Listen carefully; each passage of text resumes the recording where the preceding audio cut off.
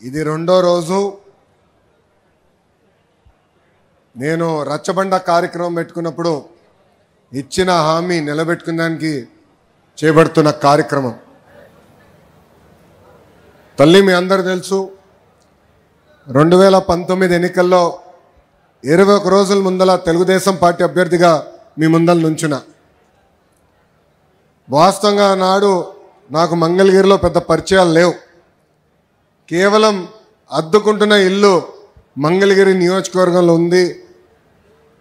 నియోజకవర్గ ప్రజలకి మంచి పని చేయాలన్న లక్ష్యంతో ఆనాడు పోటీ చేశా.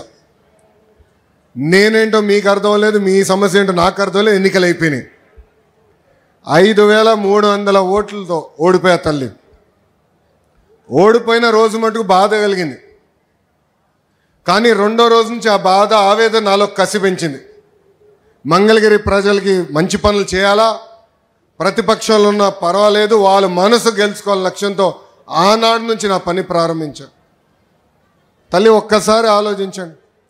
ప్రతిపక్షంలో ఉన్నప్పుడు మీ ఆరోగ్యం కోసం ఎన్టీఆర్ సంజీవిని పెట్టా, తాడేపల్లిలో క్లినిక్, మంగళగిరిలో క్లినిక్, మన దుగ్గిరాల్లో ఏకంగా ఒక మొబైల్ క్లినిక్ పెట్టా. ఈ రోజుటి కూడా ఉచితంగా మేము మందులు ఇస్తున్నాం మా క్లినిక్లో. రెండోది, ఊర్లో పెళ్లి జరిగితే గౌరవంగా బట్టలు పెడుతున్నాం.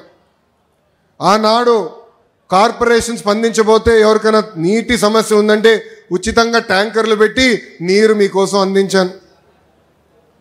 పిల్లలు క్రికెట్ ఆడాలంటే వాళ్ళ కోసం మంగళగిరి ప్రీమియర్ లీగ్ కూడా 3 సార్లు ఏర్పాటు చేస్తాం జరిగింది.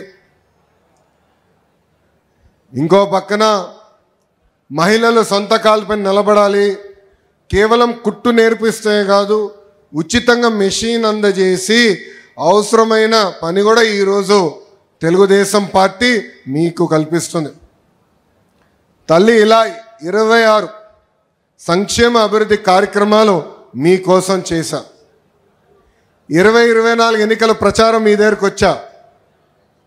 ఆనాడు మిమ్మల్ని ఒకటే కోరా, ఓడిపోయిన లోకేష్ ఇంత పని చేస్తే రేపు గెలిచిన లోకేష్ ఎంత పని చేస్తాడో ఒక్కసారి ఆలోచించమని కోరా. ఆనాడు మిమ్మల్ని ఒక విషయం అడిగా తల్లి, 5300 ఓట్లతో ఓడిపోయాయి కదా, దాని పక్కన ఒక 0 పెట్టండి, 53,000 ఓట్ల మెజార్టీతో నేను గెలిపించి శాసనసభకు పంపించండి కోరా.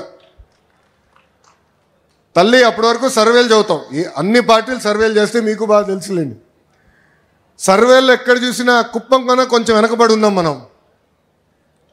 కానీ ఎప్పుడైతే ప్రచారంగా వచ్చా, మీ దగ్గర నుంచి వచ్చిన స్పందన చూశానో, నేను బాబు గారికి చెప్పా, ఎన్నికలైన తర్వాత చంద్రబాబు నాయుడు గారికి చెప్పా, మంగళగిరి కన్నా ఒక్క ఓటు నాకు ఎక్కువ వస్తుంది సార్ అని.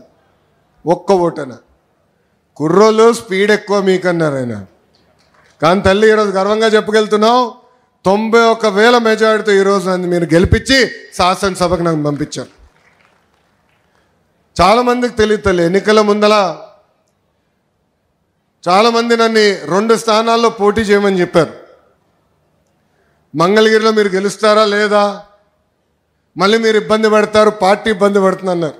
నేను వాళ్ళకి ఒకటే చెప్పా, 5 సంవత్సరాలు కష్టపడ్డా, మంగళగిరి ప్రజల మనసు నేను గెలుచుకున్నాను నేను భావిస్తున్నా. ఒకే ఒక స్థానంలో పోటీ చేస్తా, అది మంగళగిరి నియోజకవర్గం నానాడు చెప్పా తల్లి. అమ్మా ప్రచారంలో మీకు చెప్పా, నాకు మీరు ఎంత ఎక్కువ మెజారిటీ ఇస్తే నాకు అంత బలం వస్తుందని, మీకోసం సేవ చేసేదానికి బలం వస్తుందని. ఆనాడు రచ్చబండ కార్యక్రమంకి వచ్చినప్పుడు మీరందరూ ఒకటే అడిగారు, కొత్తిల్లు కాదు, మేము ఎక్కడ నివసిస్తున్నాం అక్కడనే మీరు రెగ్యులరైజ్ చేసి పట్టాలు అందించండి అని పదే మీరు నన్ను కోరారు. మీరు అన్నారు, దశాబ్దాలుగా మేము ఇక్కడ నివసిస్తున్నాం, మాకు బంధువులు స్నేహితులు పని అంతా ఇక్కడనే ఉంటుంది, మళ్ళీ మీరు తీసుకెళ్ళి ఎక్కడో మూలలో పడేస్తే మళ్ళీ ఆటోలో రావాలో వేరే వాహనాలు రావాలి, మాకు చాలా ఎక్కువ ఖర్చు అవుతుంది, మేము ఎక్కడున్నాం అక్కడనే కల్పించండి అని మీరు కోరారు. నేను ఆనాడు చెప్పా, 3 రకాలు ఉంటాయి. ఒకటి సులభంగా చేసే భూములు, అది మొదటి సంవత్సరంలో చేస్తానని చెప్పా. రెండోది రైల్వే ఎండోమెంట్, అదొక సంవత్సరం పైన, అంటే సంవత్సరంన్నర పడుతున్నాను.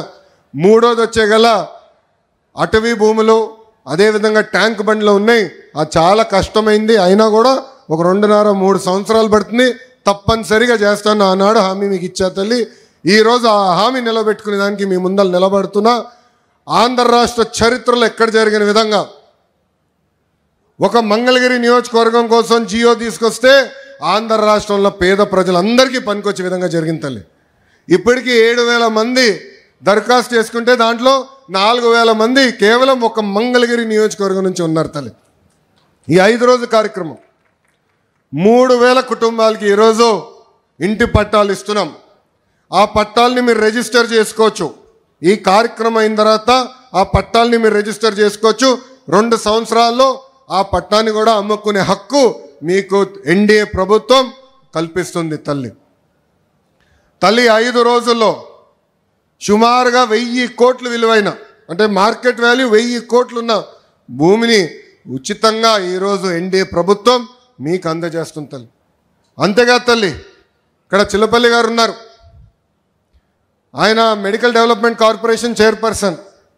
దశాబ్దాలుగా మనందరికీ ఒక కళ ఉంది తల్లి. అది 100 పడకల ఆసుపత్రి.